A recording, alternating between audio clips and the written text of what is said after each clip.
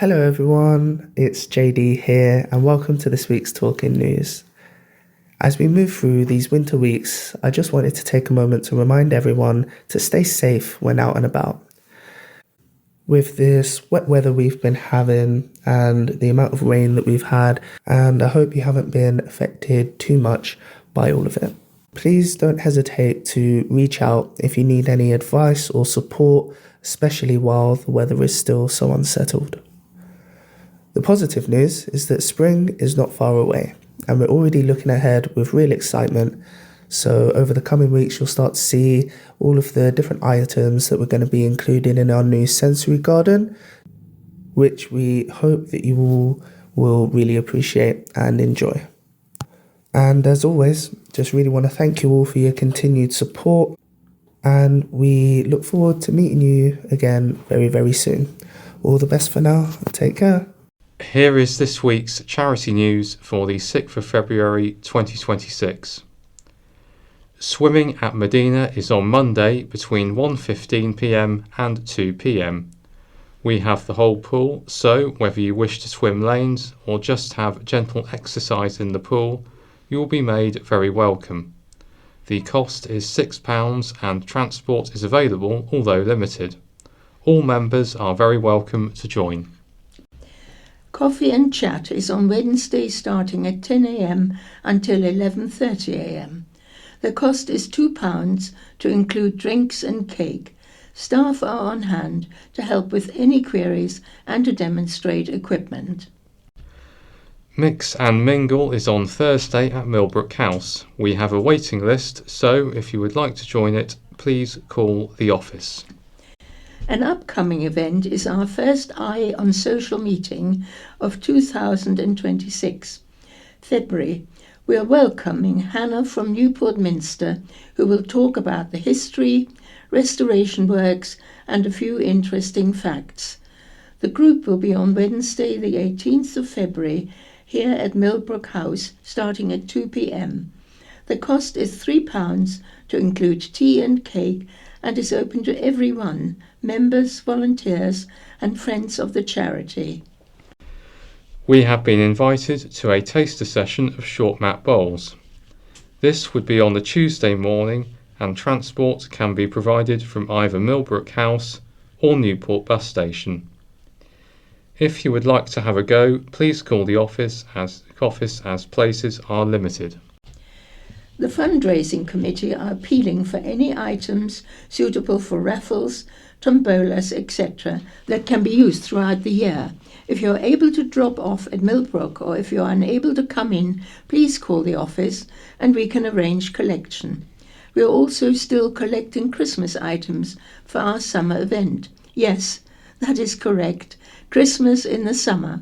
So if you or your family have any items, please do not hesitate to contact the office. Our Easter knitting campaign is now ready and the patterns are available. So if you are able to knit or crochet and have a friend, neighbour or family member who can help us to raise valuable funds, please call and speak to Susan, who can either send out either a pattern or email them to you. Our plan is for the Easter novelties to go on sale from the 1st of March. This is Den reading an article from Isle of Wight Radio. Plans move forward to replace Floating Bridge 6. The Isle of Wight Council is on track with plans to replace the troubled Floating Bridge 6 with a working group now in place to oversee the project. The council decided in October 2025 to explore options for a new East Cowes ferry with the aim of finding a vessel that can carry vehicles, cyclists and pedestrians, operate at least 5 crossings an hour and have a strong sustainability focus. Councillor Julie Jones-Evans, Chair of the Council's Economy, Regeneration, Transport and Infrastructure Committee, ERTIC, said the authority looks forward to seeing what the market has to offer. Michelle Love, Service Director for Highways and Community Protection, told ERTIC, the council is on schedule with a working group made up of councillors, town council representatives, officers and 2 independent marine architects. She added that preliminary market engagement will begin in February to establish the vessel's requirements. Working group members include Isle of Wight councillors, Councillor Nick Stewart, Chair, Councillor Phil Jordan, Councillor Julie Jones-Evans, Councillor Ian Ward, Councillor Paul Fuller, Councillor Chris Quirk, Councillor Chris Jarman, Councillor Laura P.C. Wilcox, Councillor Carl Love. Council officers Colin Rowland, Michelle Love, Mark Downer, Steve Sandercock, Anne Barber. Cowes Town Council, Councillor Stuart Ellis, Councillor Laura P.C. Wilcox. East Cowes Town Councillor, Councillor Tracy Reardon, Councillor Carl Love. Councillor Nick Stewart said, "I'm very grateful for everyone who has joined the working group. It looks like the project is being pushed through really quickly and we hope to go out to market in February as planned. The council says it will continue to work closely with councillors, technical advisors and independent experts to finalise the vessel specifications."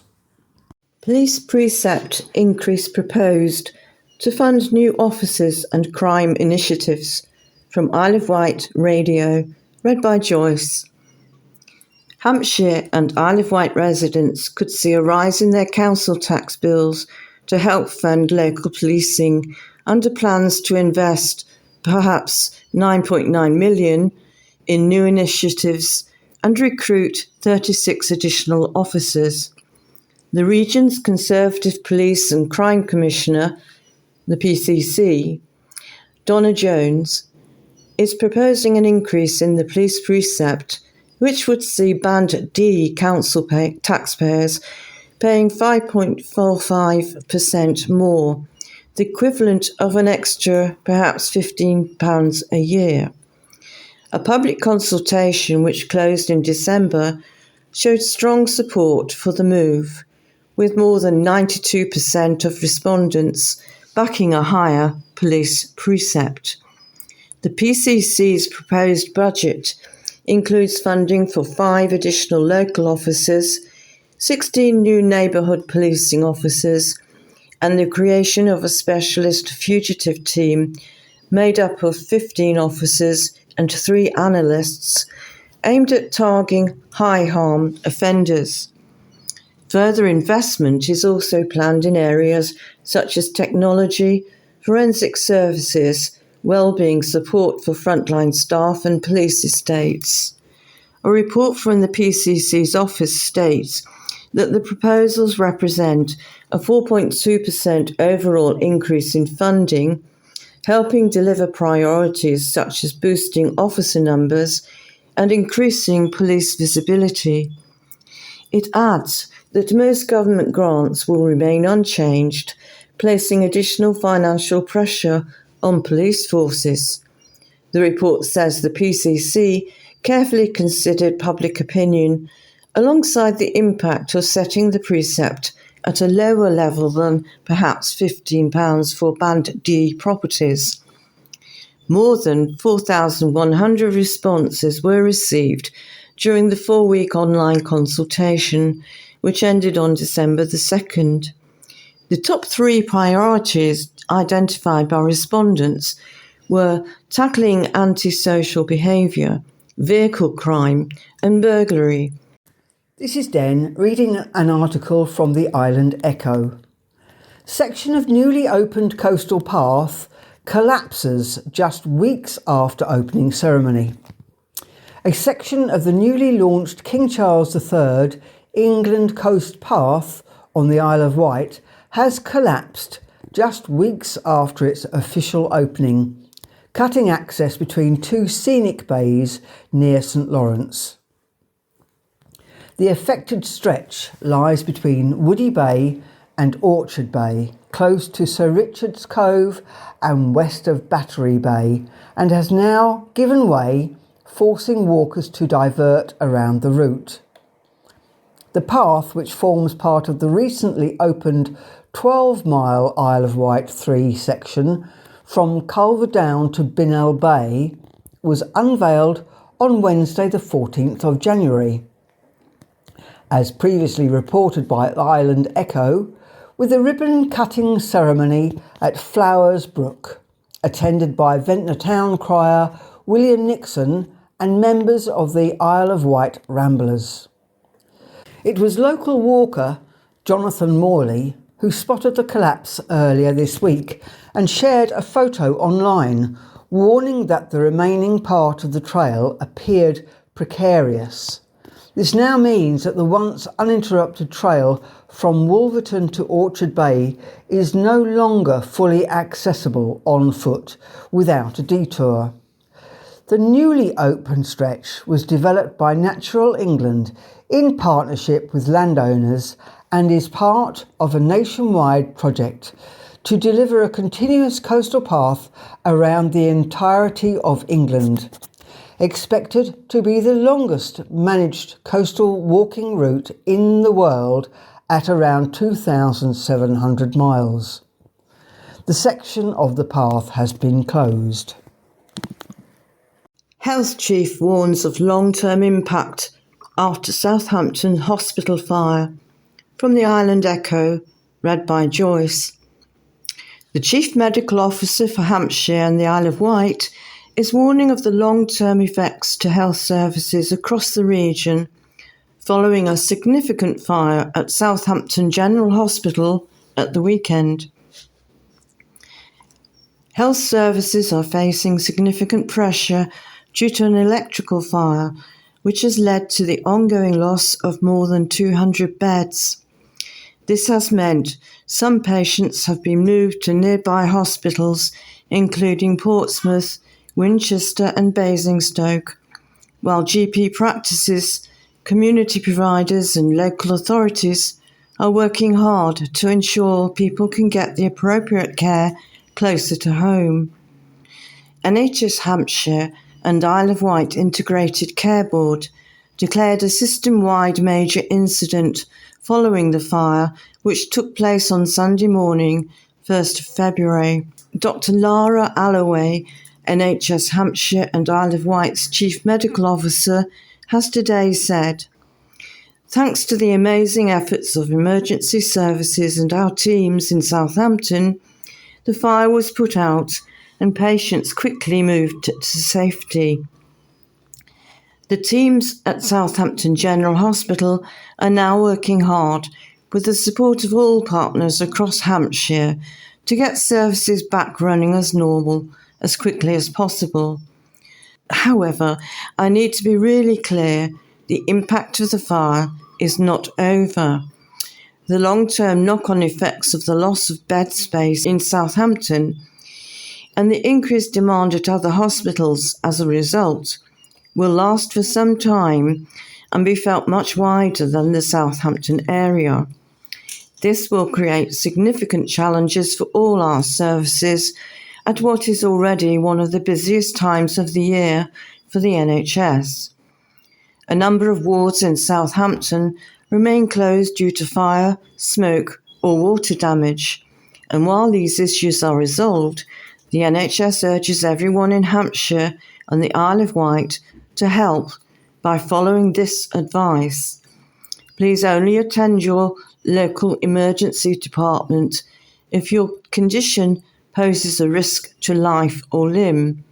If you're unsure what service to use, visit 111 online or call 111 for advice, and the team will get you to the right help. Continue to use your local GP and community pharmacy services as normal. Think pharmacy first for minor illness. They can now offer prescription medicine for 7 common conditions, where appropriate, without the need to see a GP. Urgent treatment centres and minor injuries units can help with injuries and illnesses that need urgent medical attention but aren't life-threatening. Actively support hospital discharge plans when loved ones are ready to return home. This is so important to free up vital beds for those in urgent need of care. Norovirus continues to circulate. Please only visit loved ones in hospital if you're well. This is the second part of the Talking News, read by Sam and Ursula. We begin with more news items taken from the County Press and the Observer, starting with an article headlined, "Angry Cow Forces Man Up a Tree." An angry cow forced a man to climb a tree for safety and prompted an emergency operation. Firefighters from Shanklin and Newport were called to Whiteley Bank at 9:30 a.m. on Wednesday, February the 4th, to rescue the man from the tree after he had scaled it.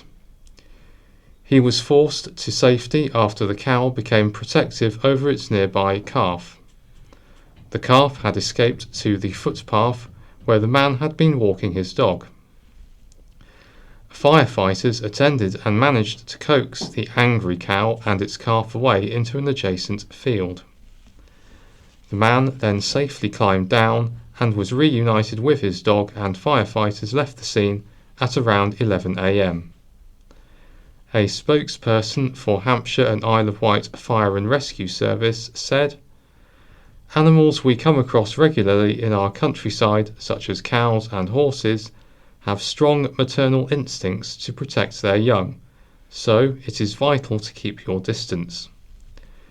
When out walking in the countryside, in fields or areas that contain livestock, try not to get too close and always keep your dog on a lead."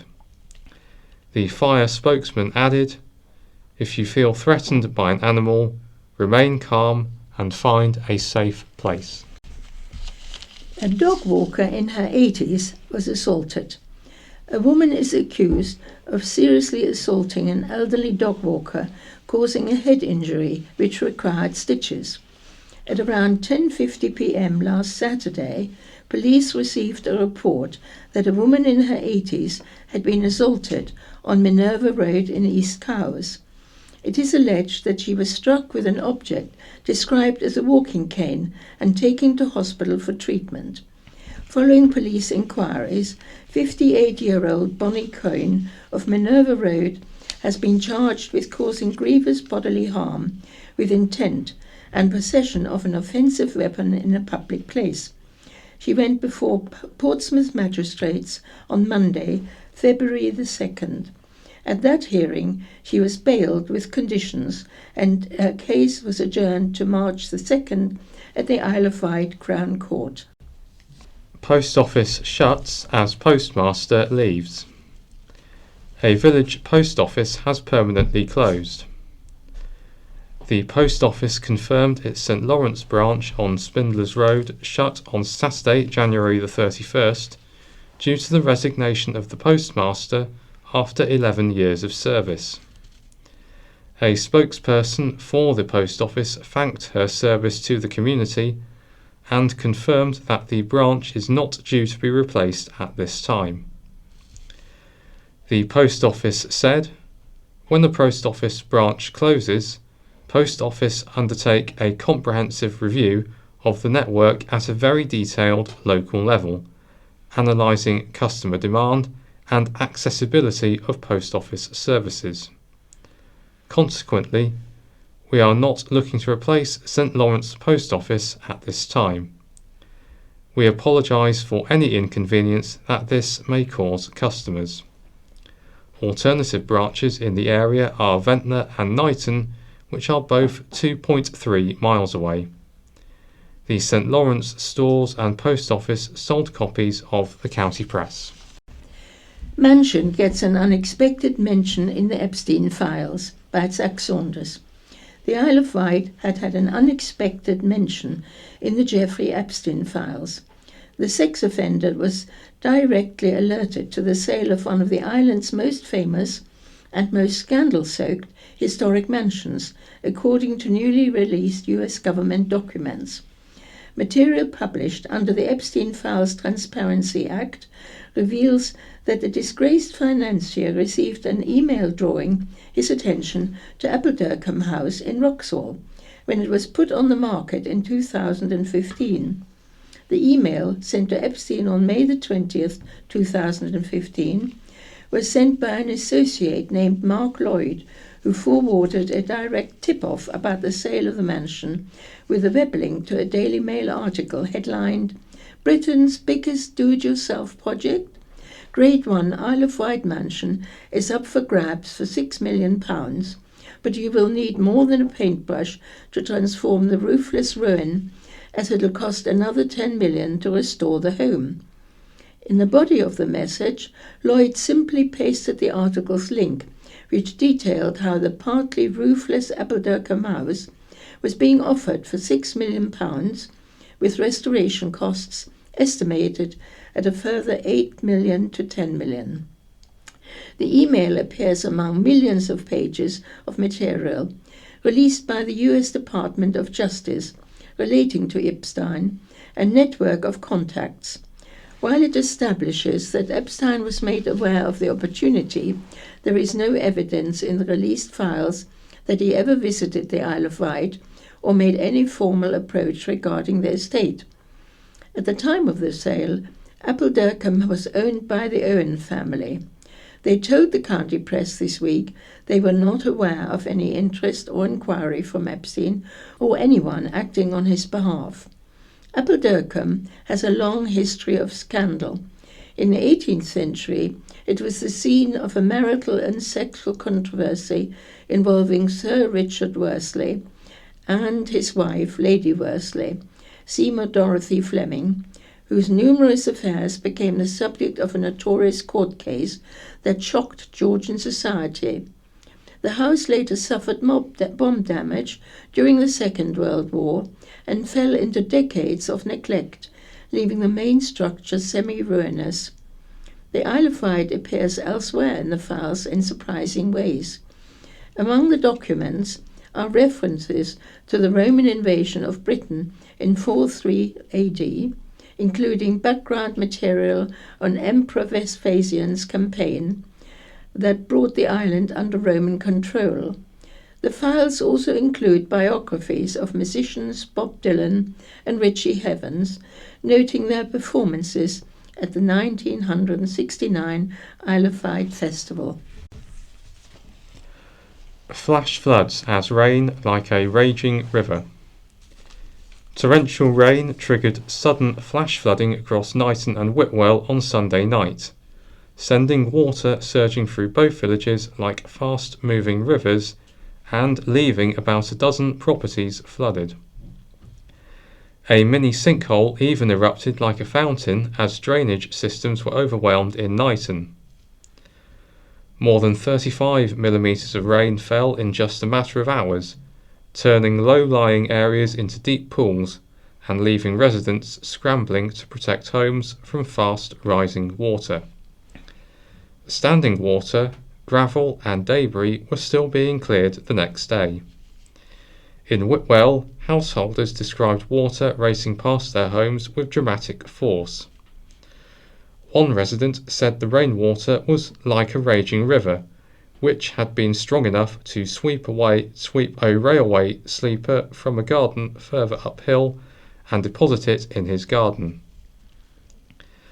Barry Wells, who lives at the centre of the village, said, It was flowing down the road very fast. The river behind us was a raging torrent coming in behind my garage. Thankfully, it didn't come above pavement height. I think we got off lightly this time. He said a previous flood, more than a decade ago, had entered his home, including under the floorboards and into his bathroom. But this time the water stopped short. Another resident said water reached around 4 foot at a pinch point near his property, leaving clear tide marks on front gardens along the road. Anna Gibbs and her daughters Lily and Poppy spent the morning sweeping up huge amounts of gravel from their driveway. They said their garage was flooded and they were using dehumidifiers to dry it out. Conditions in Knighton were equally severe. Several feet of water built up in low-lying areas, pushing silt and floodwater towards nearby homes. A public car park, which had been completely submerged, drained away to become a temporary hub for sandbag distribution, as worried residents prepared for the possibility of more floodwater. Pensioner Martin Challis, whose home in Allotment Road sits in one of the worst affected parts of the village, said the flooding was unlike anything he had experienced. It was like a major river that had burst its banks, he said. It came over the ditch and halfway up the wheels of my car. It reached our back door and started coming into the conservatory. The drain just couldn't cope. He spent half an hour in the rain trying to clear the blockage before using a plunger as a last resort. I was going for it for about 10 minutes, and then the water finally started going down. It was a huge relief. My wife was really worried about it would get into the lounge. As residents battled flooding around their homes, a mini sinkhole opened up in nearby Rectory Road, sending water spurting upwards like a fountain from beneath the road. Isle of Wight councillor Claire Critchison was out in the storm helping residents and directing traffic around the hazard. She said homes in each village, about a dozen altogether, were affected by flooding overnight. Councillor Critchison is compiling a full report for the Isle of Wight Council, covering damage, drainage concerns and emergency responses. It was pretty scary and quite traumatic for everyone because we weren't expecting it. It put us on the back foot, she said. The parish office in Knighton has been supporting residents, with parish clerk Shirley Burridge fielding calls from distressed householders. Despite the upheaval, Councillor Critchison praised the community response. Neighbours were out checking on each other and helping divert traffic. Everyone pulled together, she added. Ferry uncertainty as historic service goes on the market. The future of the Red Funnel-owned Hythe Ferry remains uncertain as the company behind the historic service is put up for sale. Red Funnel and its owner, Neword Partners, have confirmed plans to sell the Hythe and Southampton Ferry Company, the subsidiary running the Southampton to Hythe passenger service. Red Funnel took over in September 2023, operating 5,500 sailings and carrying 70,000 passengers, while investing in a vessel refit, upgrades and pontoon repairs. But the ferry, described as a vital link for commuters and tourists, has been suspended since August 2024 due to damaged pier infrastructure and funding shortfalls. But Neword now feels its expertise aren't best suited to operate the service moving forward and has put the company up for sale. A Hythe Ferry spokesperson said, Neword Partners recognises the ferry's historic importance, but feels its expertise and portfolio aren't best suited to operate the service moving forward. Therefore, we are actively seeking a new owner who shares our vision to restore, modernise and unlock the full potential of this historic route. Hythe Ferry is pitching it as an exciting opportunity for an investor to acquire the Hythe and Southampton Ferry Company, urging interested parties to get in touch by February the 19th for a fast handover. The Hythe Ferry spokesperson added, while it is deeply disappointing that more progress could not be made to resume the service, we remain hopeful that with a new investor and strong community encouragement, the Hythe Ferry will be preserved, modernised and developed for generations to come. Hythe and Dipton Parish Council welcomed Red Funnel's letter as long-awaited clarity. Councillor Sean Cullen said, "We welcome the clarity provided today. After months of uncertainty, it is helpful for residents and stakeholders to understand the direction of travel.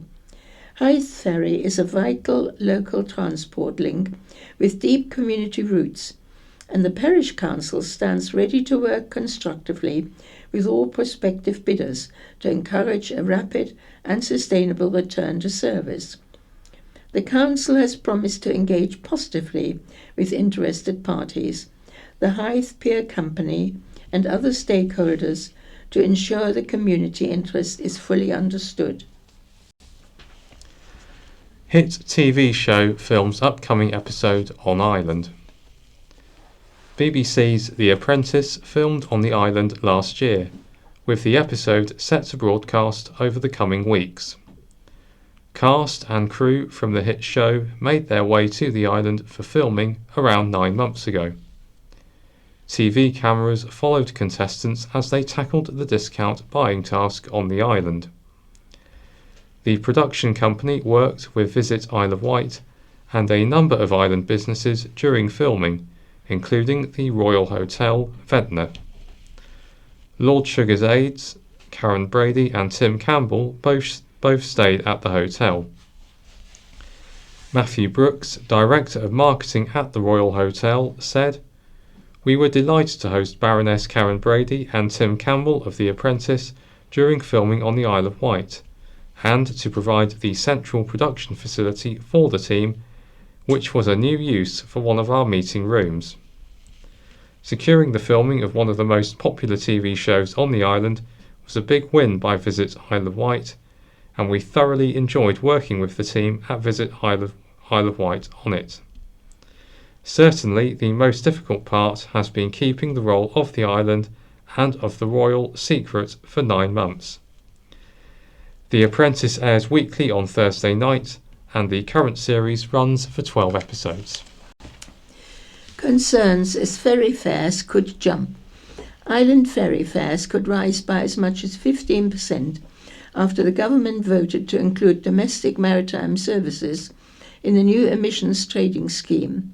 The move, approved on Tuesday, will introduce a levy on larger vessels operating on UK domestic routes as part of efforts to decarbonise the maritime sector.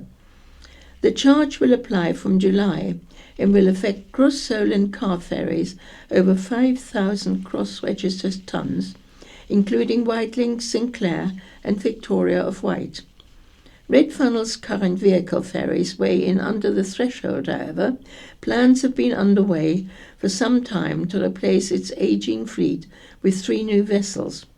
However, the announcement had sparked anger on the island after it emerged that Scottish Island routes will be exempt from the levy until 2030, while Northern Ireland will receive a 50% reduction. No such exemption has been granted for the Isle of Wight, widely considered the most expensive cost-per-mile ferry services on Earth. The UK Chamber of Shipping has warned that the policy could lead to ticket price increases of around 15%. East Wight MP Joe Robertson spoke out against the proposals in Parliament, arguing that the Labour government should be reducing the cost of travel across the Solent rather than increasing it. The government knows this will have an adverse effect on UK islands because it has exempted travel to Scottish islands from this punitive levy, he said.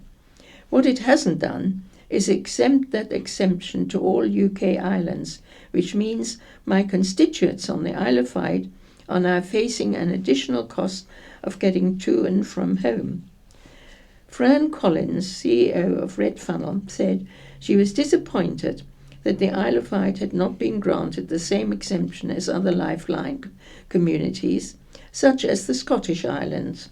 She added, with no insufficient shoreside power capability in Southampton available to support electrification of either our current fleet or even new vessels, operators have no way to operate net zero service. Concerns have also been raised by Ireland's business community. A total of 40 island businesses wrote to Energy Secretary Ed Miliband, warning that the levy risks damaging the local economy. The letter was co-signed by the Isle of Wight Chamber of Commerce. A thief steals from gardens in night.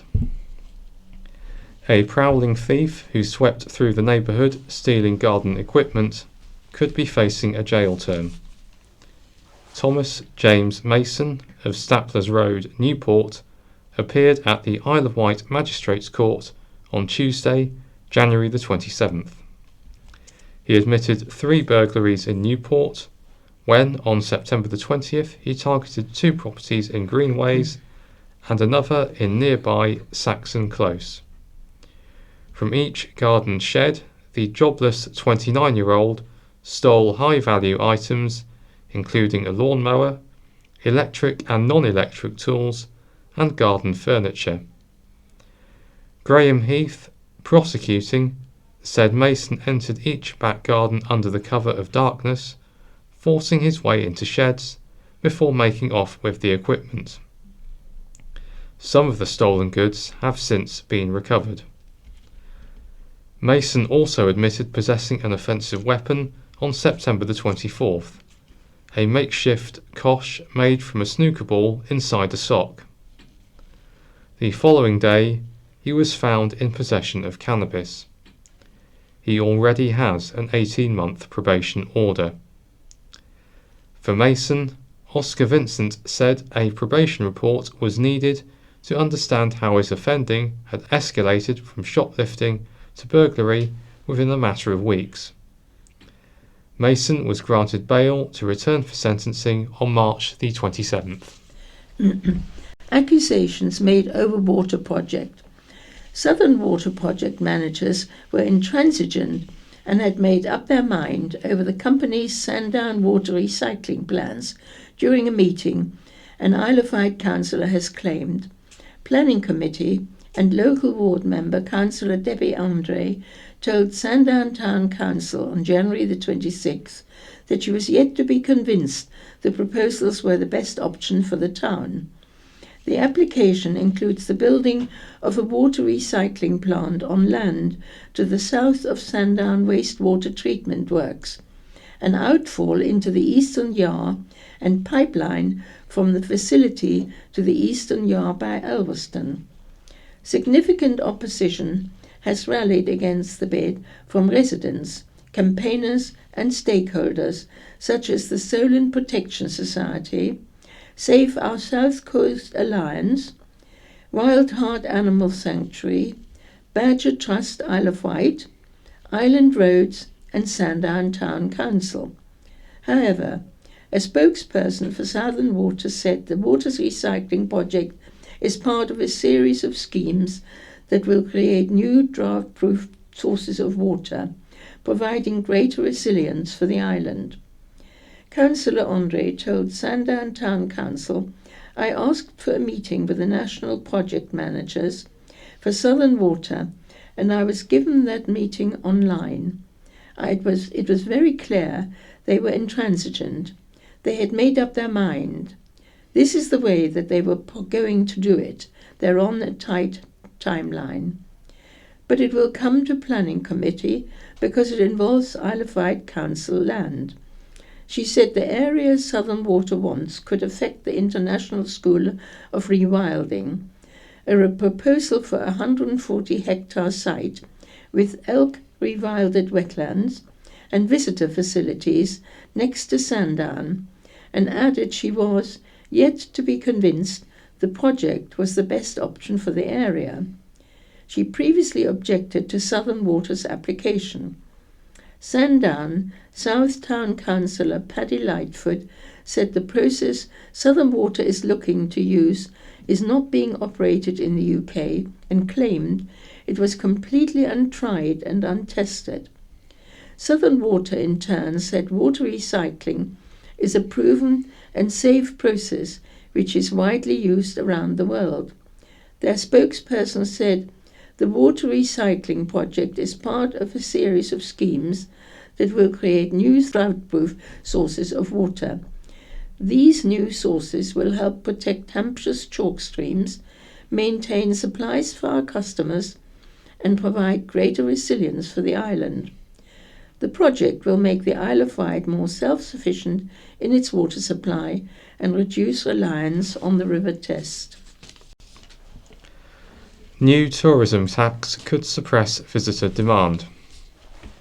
A proposed tourism tax could have significant implications for the Isle of Wight's visitor economy, said MP Joe Robertson.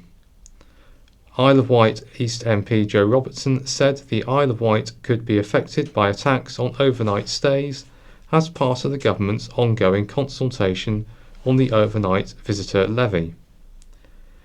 The levy would give combined mayoral authorities in England new powers to introduce an overnight visitor levy on visitor accommodation. Mr. Robertson said, "Overnight visitors play an important role in the Isle of Wight's economy, accounting for 38% of total economic activity and supporting thousands of local jobs and businesses. We already have expensive ferry costs to contend with. We do not need more tax-raising powers created by the government. The tourism tax has the potential to suppress visitor demand and place an additional burden on our hospitality industry at a time when many local businesses are seeing their business rates go up. The proposed charge could apply to hotels, guest houses and holiday lets, regardless of size or price." Mr. Robertson is encouraging residents, businesses and other stakeholders to share their views through the government's consultation, which is online until February the 18th. Badgers attacked. There have been 2 incidents of badgers being targeted on the island over the last week. The first took place last Thursday, when the Isle of Wight Badger Trust was called out to Whitwell after Izzy from Vectis Equine Vets found a female badger in distress in a horse paddock and stayed with her until the trust's arrival. Friends of the animals arranged for this badger to be seen by the Carisbrooke vets, where sadly she had to put to sleep on welfare grounds. A Badger Trust spokesman said this strongly looks to be a case of poisoning, and it has been reported to the police and to Wildlife Incident Investigation Scheme at Natural England. Once again, we will most likely have to take her over to the mainland for testing, as the scheme found it difficult last time getting a refrigerated van over to the island. We were out in the area this week looking around and chatting with dog walkers, but anyone who lives in Whitwell, please look out for anything suspicious and sick wildlife. If you walk your dogs in the area, keep them close, keep them safe. As always, if anyone has information that would be helpful in this case, please send a confidential message through our page, and we will pass it on to the investigating authorities. Then, on Saturday, it was reported that a concrete had been dumped in a set in Freshwater. The badger set had collapsed, and the police have been informed along with a local ecology officer. It comes just 5 months following a police investigation at the same set after 2 entrance holes were deliberately filled in. The badger breeding season continues until July. Council signs £600,000 deal to keep FB6 afloat. The Isle of Wight Council has awarded a maintenance contract worth almost £600,000 to keep Floating Bridge 6, FB6, in service, despite committing to replace the troubled vessel. Adams Precision Hydraulics, a specialist firm based in Southampton, has secured the £591,581 contract to maintain the Chain Ferry's hydraulic systems for the next 3 years, with an option to extend the agreement until 2030. The decision comes as the Council continues early work on Floating Bridge 7, having set up a working group and appointed independent marine architects to oversee the procurement of a new vessel. However, the scale and duration of the new maintenance deal indicates that FB6 will remain in service for some considerable time. Under the contract, the company will carry out monthly oil analysis, filter changes and routine servicing, as well as providing emergency call-outs to address the ferry's frequent breakdowns. Since entering service in 2017, the 3.2 million vessel has been beset by technical problems, grounding incidents and extended periods out of action. It has required millions of pounds in repairs and replacement launch services and continues to operate at an annual loss of more than £1 million. The council says the Cowes to East Cowes link remains an essential transport connection, operating up to 19.5 hours a day. But with the authority facing a difficult financial settlement from central government, some residents are questioning whether the promised replacement vessel will materialise or whether FB6 is set to remain a major financial commitment for years to come. Grail series partly filmed on the island. A new Sky History document series with Alice Roberts, written and produced and partly filmed on the Isle of Wight, started airing this week.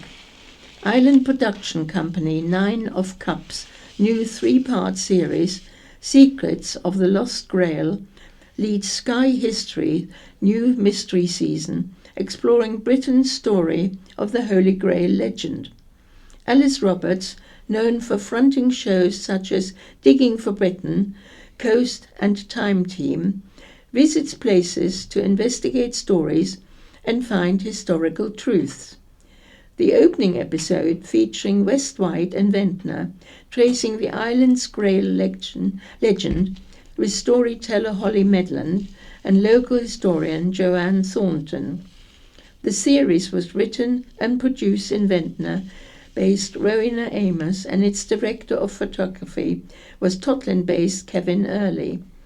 Islanders Angelina Grimshaw, Hannah Nixon, and Gianpaolo Giankovic were employed as crew. Rowena said, "I've always been fascinated by the Grail legends, and many people will be surprised to learn that the Isle of Wight has its own connection to the story. The island has such a rich history, and we're thrilled to be able to share that with a worldwide audience." The show is on Sky History on Tuesday night and is available to stream via History Play. Flash floods cause chaos as roads are submerged. Newchurch and Arreton were badly affected, as were Simeon Street Recreation Ground in Ryde and areas of Gurnard. Rolls Hill, the main diversion route between Newport and Cowes, was submerged, forcing drivers to turn around and seek other routes. Along Lake Green Road in Sandown, manhole covers lifted due to the pressure of floodwater. On Canteen Road in Whiteley Bank, the situation was described as horrendous. In East Cowes, the seafront was completely flooded. Roads between Newport and East Cowes were almost impassable, as were routes between Rookley and Lake and the stretch at Sandford, which were all flooded. Brading High Street and the roundabout by Coach Lane saw heavy flooding, while Morton Common, a key link between Sandown and Brading, had to be closed to all traffic. The Eastern Yar River broke its banks. Castle Street and Spring Lane Ford in Carisbrooke also saw flooding. Public transport was badly affected as Southern Vectis local bus services found key roads impassable. The Route 6 bus had to turn around on Whitwell Road due to a combination of flooding and vehicles breaking down in the water. Route 3 buses were diverted around a flooded St George's Way in Newport, travelling via Medina Avenue instead of the usual route. Whitwell and Knighton were among the worst hit areas, with streets turning into a fast-flowing river and some properties flooded. At Nettleston Hill by Mermaid Gin, vehicles were stranded in deep water, with some having to be abandoned. In freshwater, Collard's Close and Birch Close were both badly hit. More than a dozen roads were disrupted by floodwater, including the Broadway in Sandown, Blackwater Quarry, Apps Manor Road in Shanklin, the Mall in Brading, High Street in Whitwell, Langbridge in Newchurch, Sandy Road in Gatcombe, Marsh Road in Gurnard, Parkhurst Road, and the entrance to the Island Harbour, among others. Island Line train services were also suspended due to the flooding on the tracks between Ryde St John's Road Station and Ryde Pierhead. Ultra runner impresses in 100-mile race. Ultra runner Charlotte Fisher secured an impressive sub-24-hour time in a 100-mile race. Charlotte came first in her age category and was the first British woman to cross the finish line at the Arc of Attrition by UTMB race in Cornwall. She completed the race in under 24 hours and won the coveted Black Buckle for sub-1 day times, becoming just the 6th woman ever to do so. Charlotte finished 16th overall in a field of 630 starters, but only 261 people finished the race due to tough conditions relating to Storm Ingrid. Her achievement is the latest in a series of impressive feats, including podium results at UTMB Mallorca in November 2025, Lakeland 100 in July 2025, and Ultra Trail Snowdonia in May 2025. Charlotte said, "Despite the storm, my first 100 kilometers went amazingly, but the long night stretch took its toll. I had a nasty fall, consequently slowing down and getting colder, and by Leland I had severe issues with my breathing." He pushed on and said getting the Black Buckle truly made the event. Ryde 10-mile race. The Ryde 10-mile race saw 535 runners take part, with Chris Newnham, Josh Price and Joe Wade leading the field home. Rachel Walsh, Lizzie May and Catherine Seeger led the women. There were firsts in categories for Henry Piper, Gary Marshall, Dan Firmage, Michael Morris, Dan Latham, Paul Haller, Janet Townsend, Kirsty Whitten, Keith Marshall, Sarah Witt, Linda Tyler, Charles Fox, Gail Walters, Ella Makin, Lorraine Hedworth, Mandy Smitherman and David Kimber. Ryde Harriers won the men's team event with Chris Newnham, Joe Wade and Gary Marshall. List runners won the women's event. The course took in Seaview, Nettleston, Pondwell and St Helens. Saints legend in charity clash. Southampton's football club Legends will return to the Isle of Wight for a charity football match hosted by Newport and Cowes Sports. Following the success of the event 2 years ago, organisers have confirmed the return of the popular Legends fixture at Westwood Park, Silswaste Stadium. The Saints Legends will face off against the Island Legends on Friday, May the 8th, with a 7:30 p.m. kick-off. Fans can look forward to seeing a number of familiar and much-loved faces pulling on the shirts once again. The island will be represented by local football legends, including Gary Rowett, Lee Bradbury, Darren Powell, and Martin Young. Meanwhile, the Saints are also set to arrive with a strong squad, including former England international and cult hero Ricky Lambert, as well as the ever-popular Matt Oakley and Joe Tessam. Aaron Martin will add a local connection, having been born on the island and going to enjoy a successful professional career. Organisers are also delighted to confirm 3 top faces returning to the dugout for the Ireland team, with John Linnington, Roger McCormack and Stevie Brevin taking charge. Priced the same as the previous event, tickets are available to purchase online, with adults at £10 and old age pensioners and under 16s at £5. More player announcements will be made over the coming weeks on both Newport and Cowes Sports social media channels. There will also be a number of commercial opportunities around the event, and anyone who would like to find out how they can get involved is encouraged to contact Newport Chair John Davis at davisjohn904@gmail.com. Lovely. Okay. And now moving on to Wight memories and nostalgia, starting with Days Gone By. 125 years ago, in February 1901, although the figure had not yet become clear, a large number of Ireland men were signed up to fight on the front line in the Boer War. King Edward VII thanked East Cowes troops for their excellent appearance and arrangements during the late Queen Victoria's funeral procession. Mr. W. Hughes, of Widcombe near Newport, was recorded as having lived on the island under the reigns of 4 kings and a queen. He lived through the reigns of George III, George IV, William IV, Victoria and Edward VII. 100 years ago, in February 1926, Sandown Town Council received a loan for £900 to complete the work on Sandham grounds.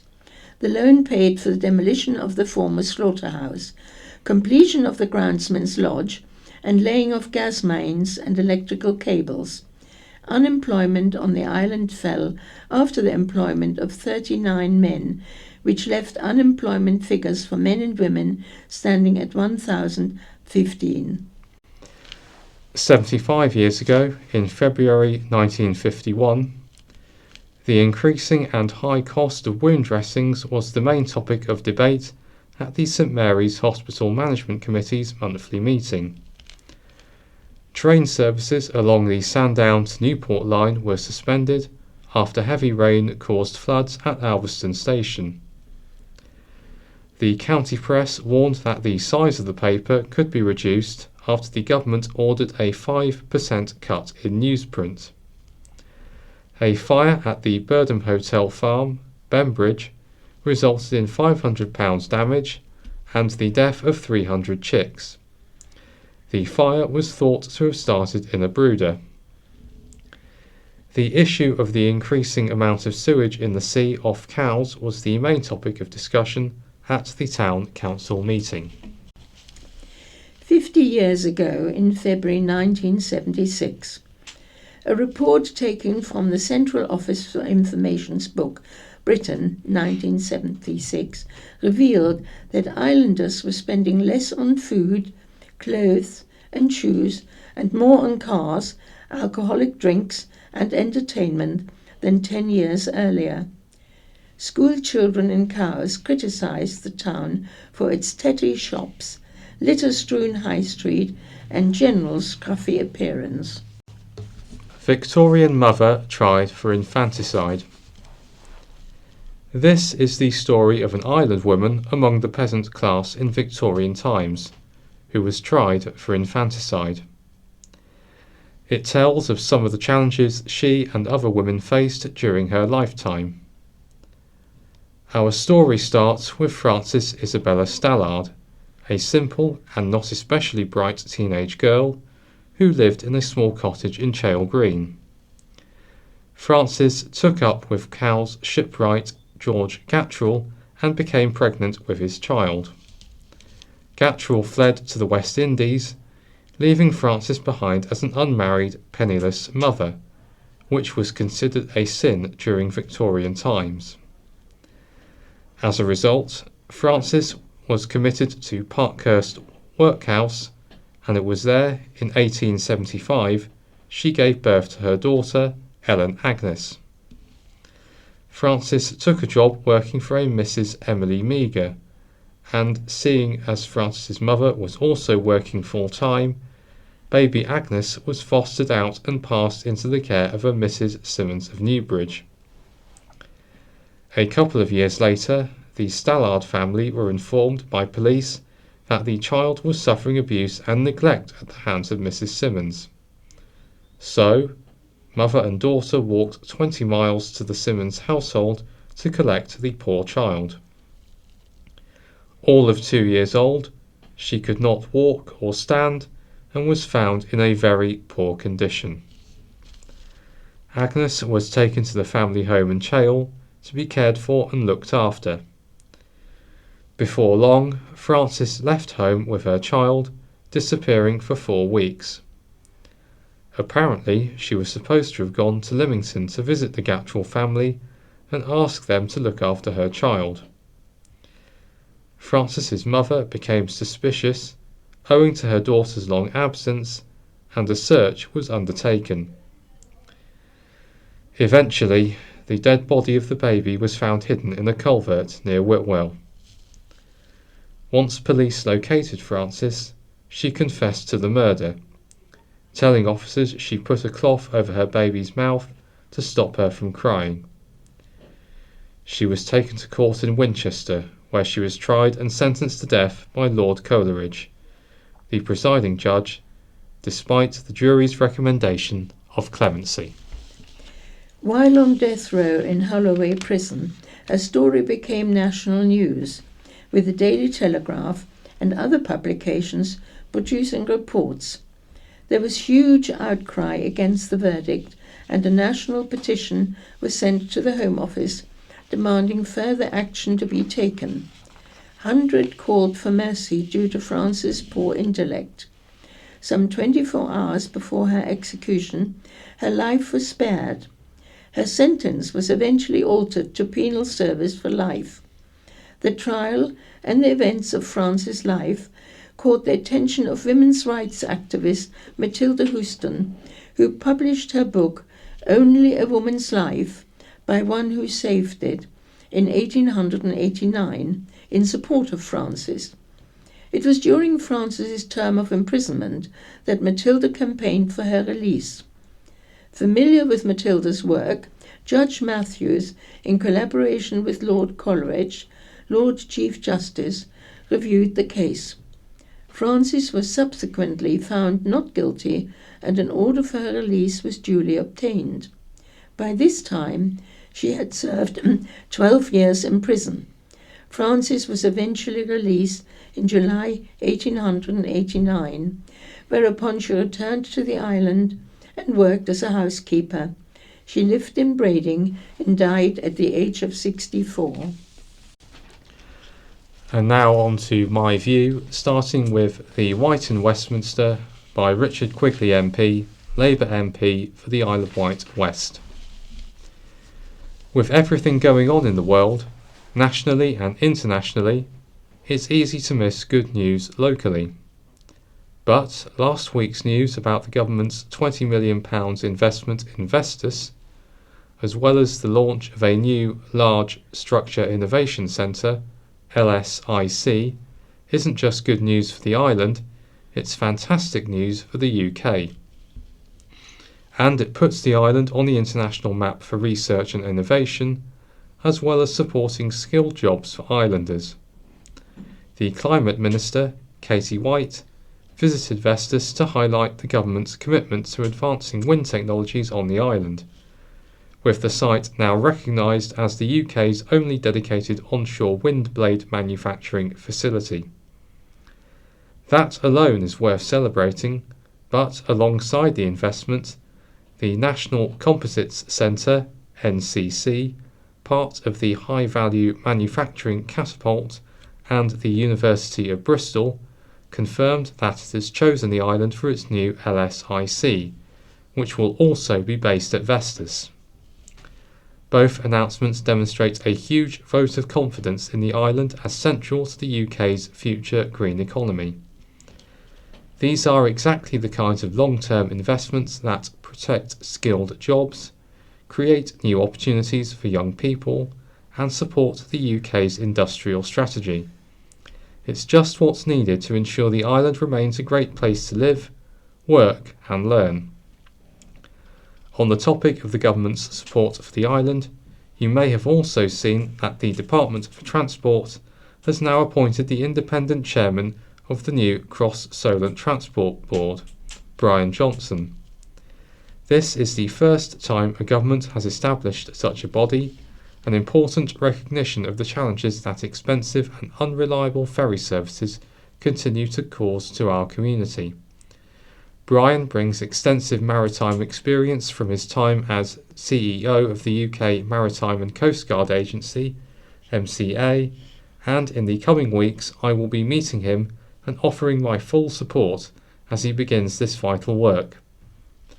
While I know there's no single solution, this is meaningful progress towards improving our ferry services, and I will do everything I can to support the board's success. Our MP's views on the big national scandal. With national attention focused on stories surrounding Peter Mandelson and his links with Jeffrey Epstein, and growing speculations about what it may mean for Prime Minister Keir Starmer and his Chief of Staff, Morgan McSweeney, the Isle of Wight Observer asked the island's two MPs for their views. Joe Robertson, Conservative MP for Isle of Wight East, gave a strongly worded response. He said, "Whatever future details emerge in the coming weeks and months, Keir Starmer appointed Peter Mandelson as our country's ambassador to the United States, knowing that he had an ongoing friendship with an international child sex trafficker.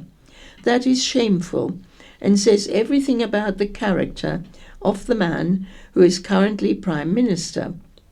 Richard Quigley, the Labour MP for the Isle of Wight West, also criticised Peter Mandelson, but took a different view on the wider implications. He said, "I think Mandelson deserved everything coming to him. He represents everything that is wrong with politics. The PM will hopefully trawl over the recruitment process and take the necessary action to make sure it doesn't happen again. As for Morgan M., I don't know him. I've not met him, so I have no idea what part he did or didn't play in it. What is clear is the PM is rightly furious that this isn't how he wants to do government, and he will have to show he means business, and that probably means someone needs to go." Vectis View, Reflections on Island Life by Andre Usborne, Island Olympian. As the start of the 25th Winter Olympics approaches in Italy, I reflect on my own Olympic participation in the 1980s. I grew up on a council estate. My mother was a teacher and my father a Chief Petty Officer, RN. I attended grammar school and, in 1971, went directly to Britannia Royal Naval College and, following initial sea training, moved to Manadon Royal Naval Engineering College to complete a degree in electrical engineering. Post-degree, I read in the Portsmouth Evening News the search was on for one more to join the RN Cresta team in St. Moritz, Switzerland. All I knew was it was a fast ice sport, but I put my name forward anyway and joined the team in January 1976, having obtained a personal bank loan and working the Christmas and New Year duties. The Cresta Run is a man-made ice track, and the three services compete each year in the inter-services competition. By the late 1970s we were doing well. I was winning the inter-service championship individually, and the RN was winning the team event. In 1980, luge tobogganing at the Lake Placid Olympics piqued my interest. I badgered the team to coach me, and I started with doubles, progressing as a singles rider and, within a couple of years, becoming British luge singles and doubles champion. I was fortunate enough to be selected as team captain for the 1984 Games in Sarajevo, and was luge team manager at the 1988 Winter Olympics in Calgary. All my training and Olympic experience was self-funded, and simultaneously I continued with Cresta and a busy and varied career in the RN. Appointments such as the Plymouth Field Gun Officer, known then as the most demanding team event in the world, to HMS Royal Arthur, Leadership Training School, and later to Defence Intelligence during the Gulf War. Highlights of the 1984 Olympics were walking behind the Union flag in the opening ceremony and sitting behind Princess Anne, President of the British Olympic Association, while watching Torvill and Dean win the gold medal in ice dance. Highlights of the 1988 Olympics were being roomed opposite Eddie the Eagle Edwards, ski jumper, and watching the Jamaican bobsleigh team competing, then crashing, both now films.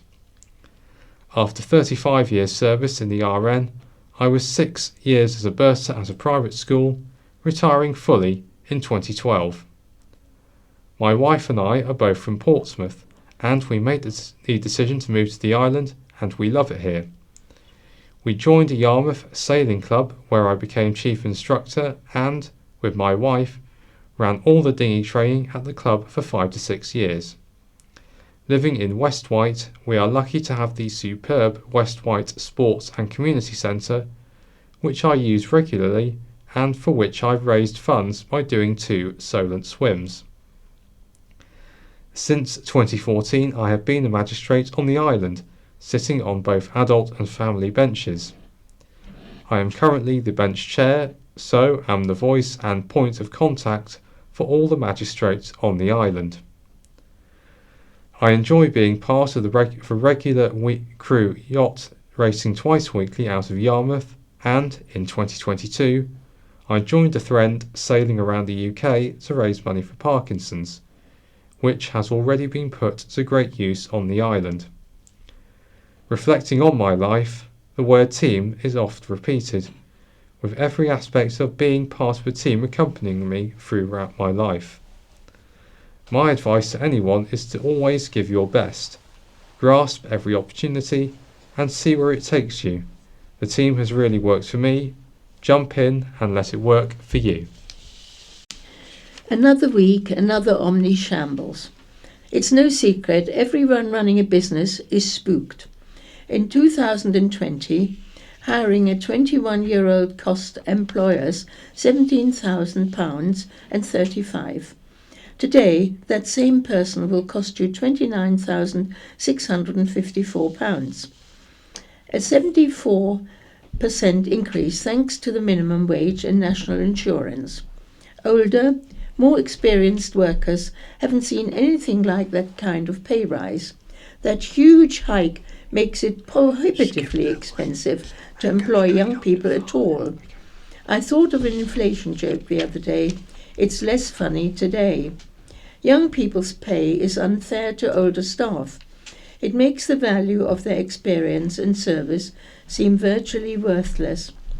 Politicians have made another huge blunder.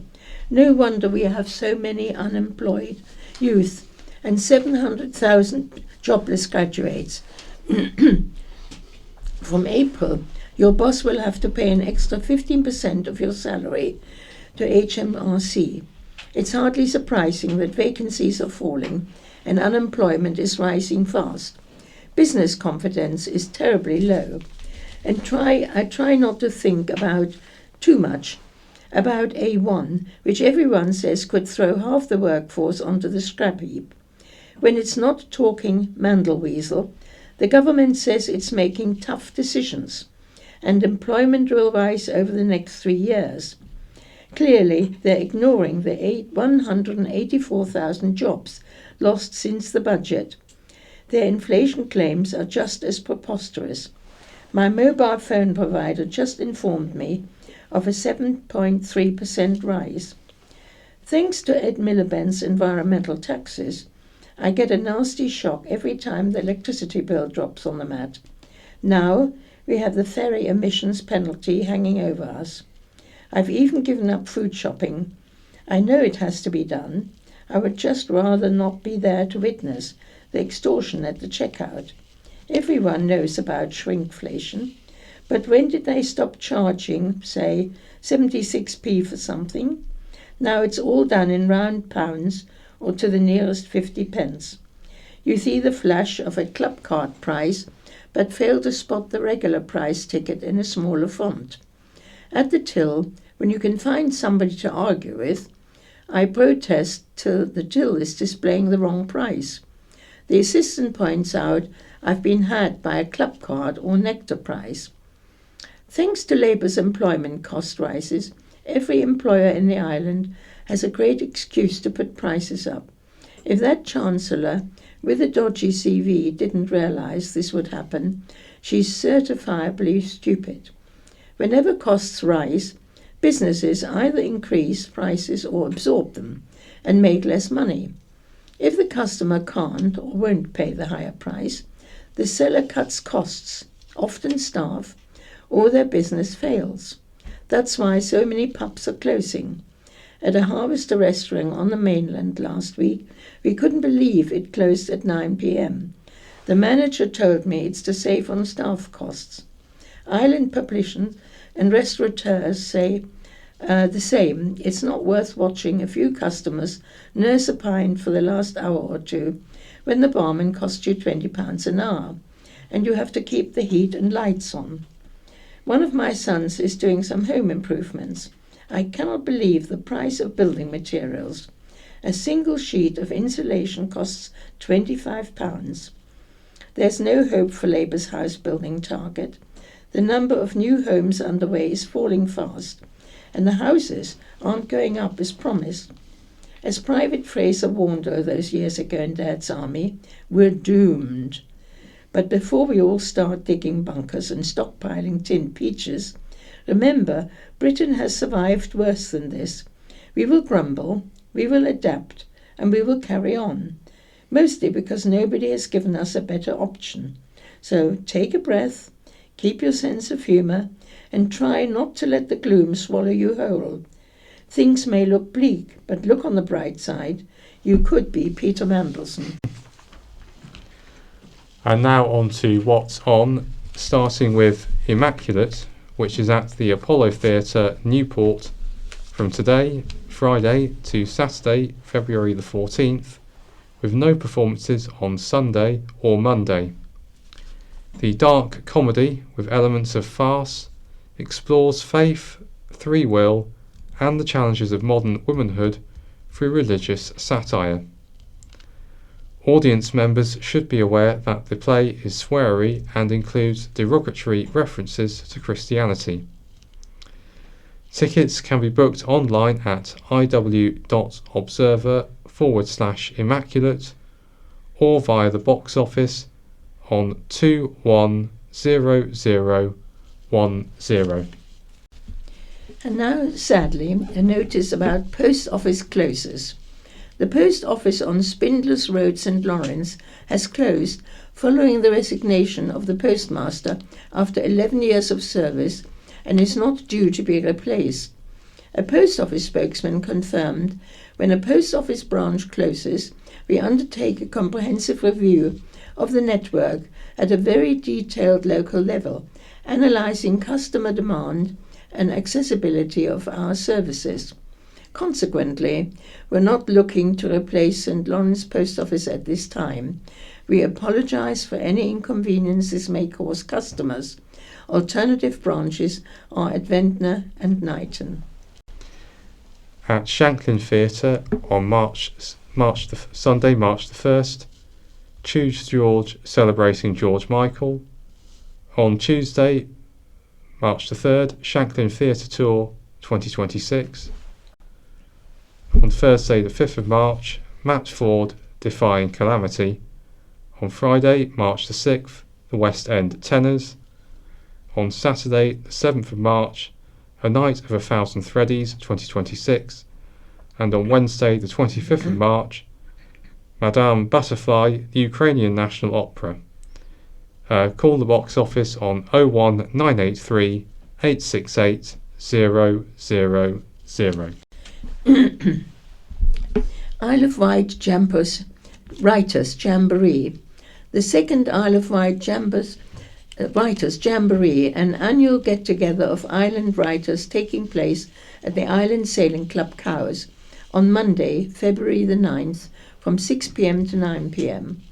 The event is an opportunity to hear briefly from various sources who can paint a broad picture of the island's cultural landscape, focusing on what opportunities there may be for writers here, across the southern region and nationwide.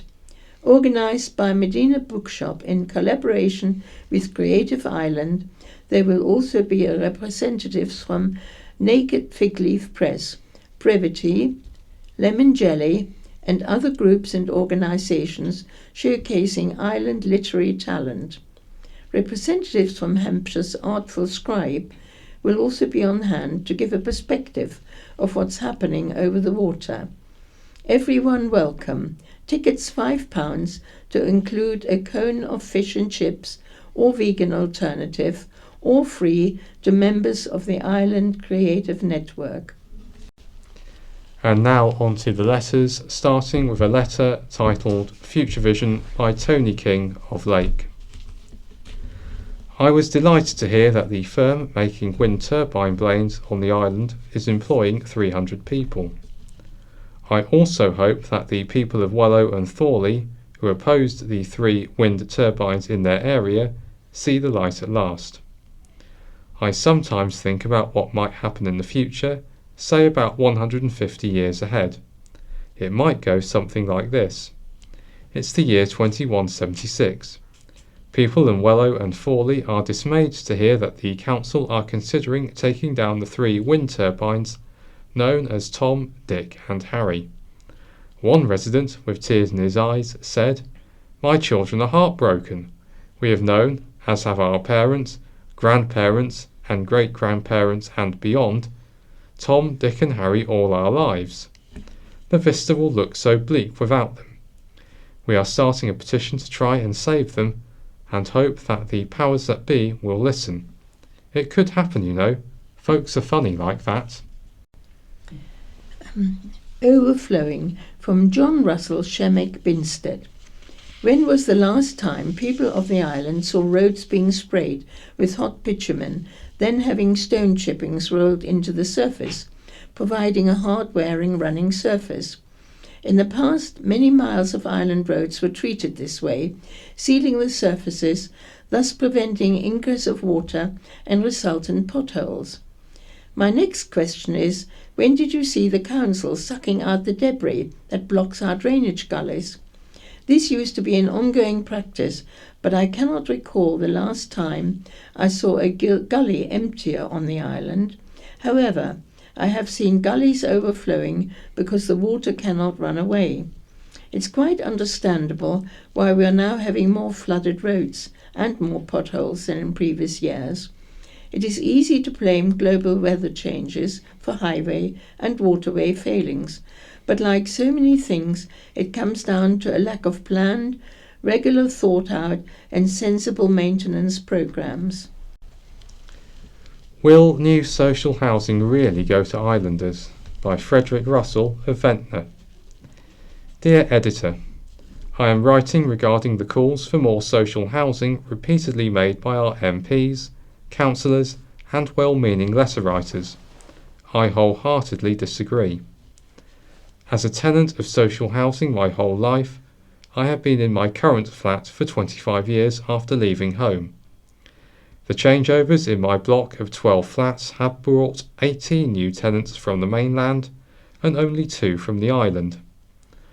My mother lives in sheltered housing, also run by Southern Housing, my own landlord, and has been there for 22 years. During that time, she has seen 43 new residents move in again, mostly from the mainland and even as far afield as Canada and the USA, with only 7 local people moving in. I appreciate how lucky I am to have been born and bred on our lovely island, and if I were domiciled in the Midlands, London or elsewhere, I would jump at the chance to move here. But I wonder if Isle of Wight residents know that if loads more social housing is built, there is no guarantee it'll be for their children or grandchildren. complete lack of joined-up thinking from Chris Taggart Shanklin. There seems to be a complete lack of joined-up thinking when the road closure regime operated by Island Roads has now taken a significant turn for the worse, while Eleanor's Grove is closed for eastbound traffic. The divisionary route for light traffic is over the Downs, but this has to pass the bottleneck of the temporary traffic lights at the Hare and Hounds. The temporary traffic lights have been in place since last autumn because the control box for the permanent lights is awaiting replacement. Because of this issue, the phasing of lights extends the queues at this already busy junctions. They extend back more than half a mile. Adding the diverted traffic has effectively gridlocked the whole system. HGVs have had to be diverted by a longer route via Arreton, Sandown and Brading. However, Island Roads have closed Brading for several months, so they are now forced to join the other traffic on the diversionary route through Bembridge, i.e. narrow roads, which are effectively single tracks in places. Does anyone at Island Roads coordinate this? I would be interested to know what the costs to businesses and other services of these uncoordinated closures is, let alone the environmental costs caused by the extra carbon emissions. With today's additional road closures because of flooding, matters were compounded. Effectively, Ryde is cut off from the rest of the island. Sandown residents thankful for support, by Perry Clifton and residents of Riverview Court, Sandown. Dear Editor, we the residents affected by recent and ongoing flooding would like to pass our sincere gratitude and thanks to the following services: Ryde and Newport Fire and Rescue Teams, Southern Electricity, Isle of Wight Council Support, and Emergency Services and the Incident Commanders from Hampshire and Isle of Wight Fire Service Search and Rescue. A special mention should go to our councillor Debbie Andre. She has been an absolute sheet anchor, and she has also continues to be the main liaison between the various services. Thank you, Debbie. Call for scrutiny over Mandelson connections. From Hans Bromwich, Cowes. Dear Editor, we are told that Peter Mandelson is to be investigated by the police. Would that be for misconduct in public office or treason? The MET have asked for details not to be publicised while the investigation is ongoing. How convenient. During Prime Minister's question times, Keith Starmer admitted he knew about Peter Mandelson's friendship with convicted paedophile Jeffrey Epstein, yet he chose to ignore it. I mean, what's wrong with a bit of paedophilia after all? It's really accepted amongst many of the rich and powerful. Let's not forget Jimmy Savile's close friendship with King Charles and Ghislaine Maxwell, and Jeffrey Epstein's private papal blessing by Pope John Paul II in 2003, the head of the Catholic Church, an institution renowned for protecting its paedophile clergy. No one is suggesting Peter Mandelson is a paedophile. He's probably more interested in money. We know, for example, that Mandelson lobbied for weaker UK banking rules on behalf of Epstein. Alex Burkhardt, Shadow Chancellor of the Duchy of Lancaster, during Wednesday's parliamentary debate, let slip that on February the 22nd, 2029, the Prime Minister, whilst in Washington, visited the A1 company Palantir at its headquarters. The meeting did not appear in the PM's register of visits. It only came to light later. Palantir was a client of a global council, a company in which Peter Mandelson had a commanding share. Later that year, Palantir received a $240 million deal from the government.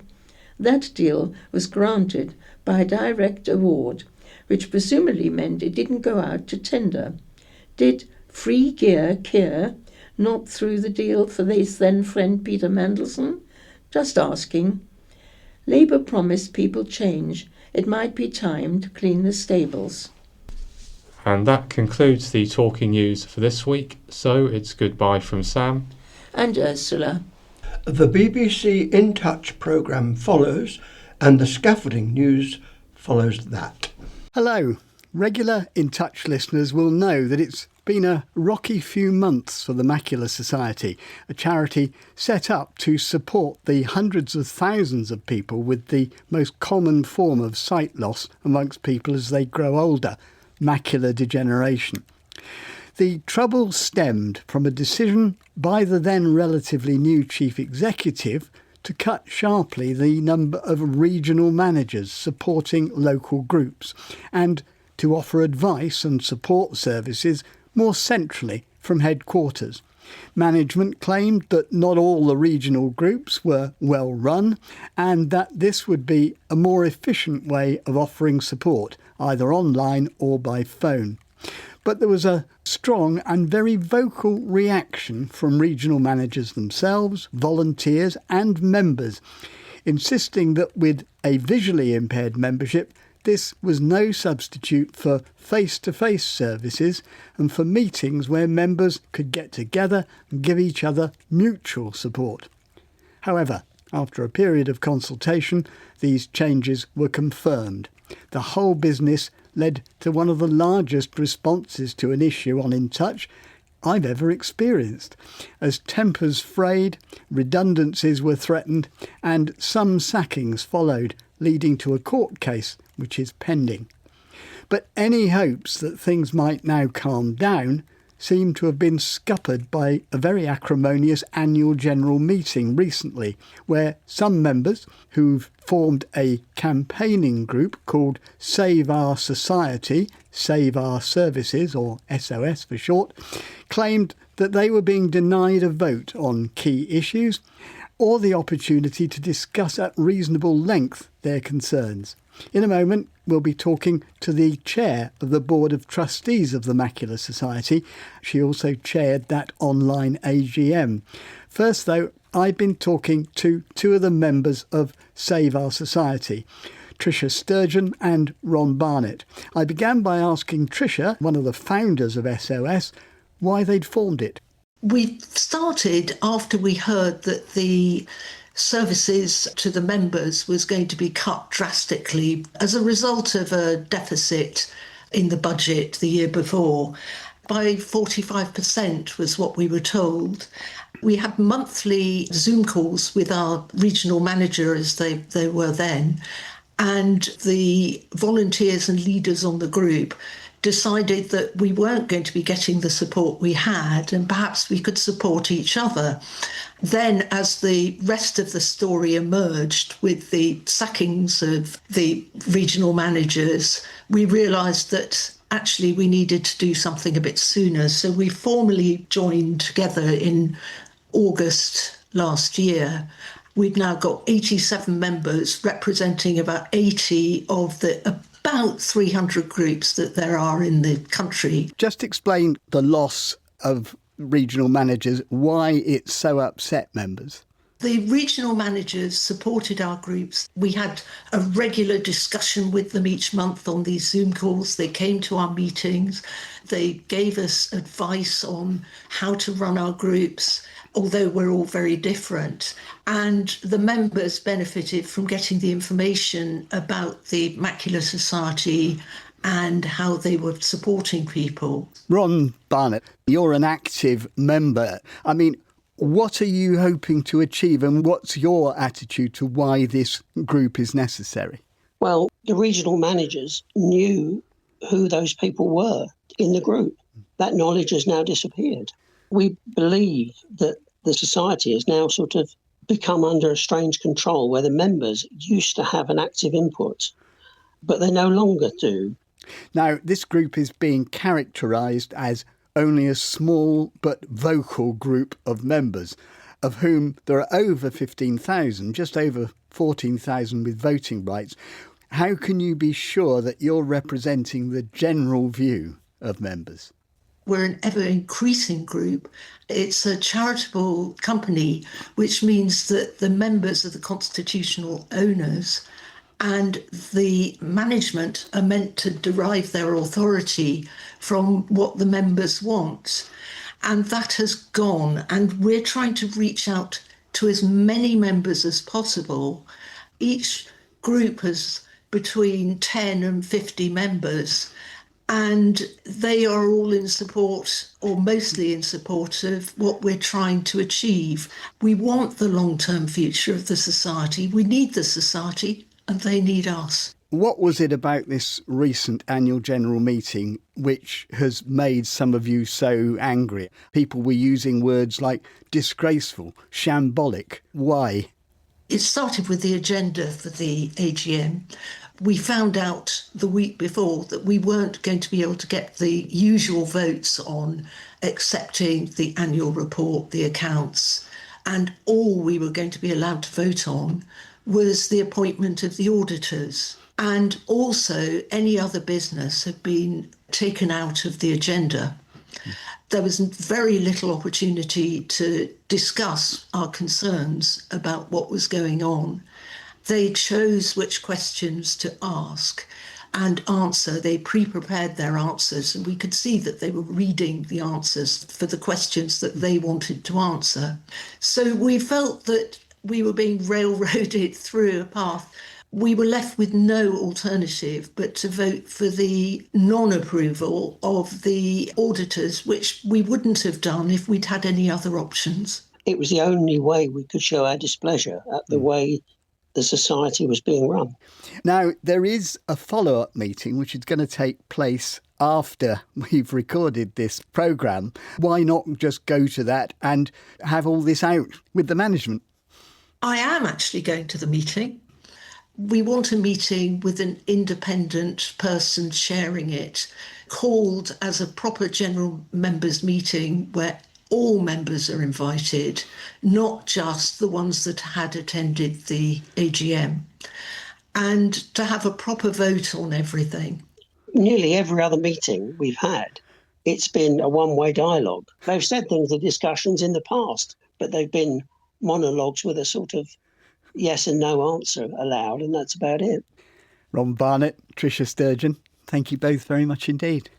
Well, listening to that has been Cecilia Bufton. She is chair of the Board of Trustees and chair of that recent AGM. Cecilia, they feel very strongly, as you could tell from listening to that, as so did the many people who contacted our programme about why and how these decisions were being made. What do you say to the suggestion that these decisions have been railroaded through? Well, if I can start with a statement which I do agree with Tricia Sturgeon on, is we need the society and they need us, is absolutely the case in point. I'm absolutely certain that if we start listening to each other, yes, we will hear. Would you agree that you haven't been listening to each other then? No, again, a lot of what you said in your introduction was incorrect, and what they have said is also incorrect. We have not moved to central support for the regional teams. People will still be based in the region. Our plans are to make more... You've cut the numbers a great deal, and Ed did say to us that was the idea, that it would move to central support. There will be, in addition to people placed in the regions, some more centralised support. So yes, it will be a factor of both. We have held in November some meetings with group leaders to listen to what they had to say, and many of them were very forthright about what they had to say. We didn't steer that meeting. I don't recognise how some of that's been characterised, but I do absolutely sense the fact that members want to make this work. Let's make it work together. OK, I do think that we've not been inaccurate. We've reported this very carefully. Now, they say that around 80 of the regional groups still in existence have signed up to Save Our Society. That's not a negligible number, is it? No, it isn't, and I'm extremely concerned to hear that, as it can be worrying for our members and for the services or for volunteers, as it suggests we are cutting services. And as I say, we're not. Let me be clear, that is just not true. We're here, we're listening, that's what we do. But you have cut the regional managers. I keep hearing different figures from both sides. What's the actual position about this? Yes, we have cut the number of regional managers. Yes, we have. But what we've done is we've restructured the way that we support volunteers. We could not scale the model that we had before. I think it was a conversation with Roger Pepper, one of our most experienced group leaders, who was saying, the number of regional managers was growing much quicker than the number of groups or the people that we supported. And we recognise that. We know there's 700,000 more people out there with macular disease, and we're reaching 15, 16,000 of those individuals. We need to have a different model that we can scale. The model that we have chosen, we believe, will scale better and will be more sustainable. We'll add additional different types of support in the centre. So yes, there will be some centralised support, but we will also have individuals in the region. So was it about money? Because when we interviewed Ed, your CEO, some months ago, he said that money wasn't a major consideration. In the short term, no, but in the long term, if we were going to try and scale this model up in the current fashion or the way that we had it, it would have cost us too much money. So we couldn't do it that way. So the aim was to restructure, to build a sustainable approach that we could then take into the future to serve more people. Trustees have got considerable responsibilities, as you'll know, for the running of their organisations. Did you foresee the consequences of the course that you've taken, the reaction to it? And are you confident that you were shown, a full analysis, a feasibility study of why the changes were necessary and how they would work? There's several questions there. So if I start with yes, I think trustees were fully aware of what we're trying to achieve in terms of how it would work in the long term. So I think we were fully appraised of what was proposed before it went out to consultation. Some of us were involved in some consultation meetings. Several of us addressed questions from members as they came in. So I think, yes, we were fully aware of it. In fact, it was because we wanted to serve more people. That was the challenge we put to the society. We're not serving enough members, so we need a different model. But what people were telling you was the face-to-face part of this is so important. You may have thought you were listening to people, but it doesn't feel when I talk to them that they feel that they were listened to. I get the same feeling. I'm listening to those voices and I absolutely agree with you that, yes, people do feel they're not being listened to.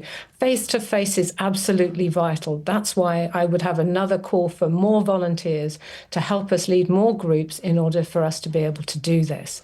Our regional managers did not deliver those face-to-face meetings. It's the volunteers who do that. Well, that's not what people told us. I mean, I'm sure they varied. Some of our bigger groups certainly have a full programme for the whole year. They're set up, they need light touch support. Others certainly needed more support from us. So yes, you're correct in that. Do you think with hindsight that you and maybe the CEO have underestimated the strength of feeling about this? We know we have passionate group leaders and it's great. They challenge us to make things better, to deliver more for people living with macular disease. Just to say that we didn't cherry pick the questions. We answered all but 2 of the questions at the AGM. Change is always hard. We could have communicated better. There are things that we could have done better. But in the end, we have a new organisation that we would like to work. I want the society to be the best it can be, to provide the best advice and support. And I think we can do that, but we can only do it with our volunteers. Cecilia Bufton, thank you very much. And that's all for today, but if you'd like to give us your views on what we've discussed in today's programme, email in touch at bbc.co.uk or leave us a voice message on 0161 836 1338. From me, Peter Wight, and today's producers, Beth Hemmings and Fern Lulham. Goodbye. Scaffolding and Skips news for the week commencing 10th of February 2026. In the Newport area, 15 to 16 Key Street, Unity Hall, 20 St Thomas's Square, 140 to 141 High Street. And in the Ryde area, Nationwide Building Society, 3 St Thomas Square, James House, Church Lane, 141 High Street. And in the Wootton area, Skips, 111 St Edmund's Walk. Cowes and East Cowes area, the Portland Inn, Worsley Road, Gurnard, 15 Clarence Road, East Cowes, Sea Breeze, York Avenue, East Cowes. Cowes area skips 17 West Hill Road, 77 St Mary's Road, between 67 and 69 Pelham Road. And in the Ventnor area, Old Town Hall Court, Albert Street.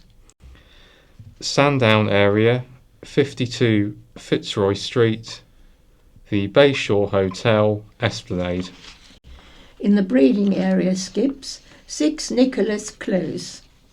And in the Freshwater area, Tennyson Buildings, Tennyson Road. Thank you.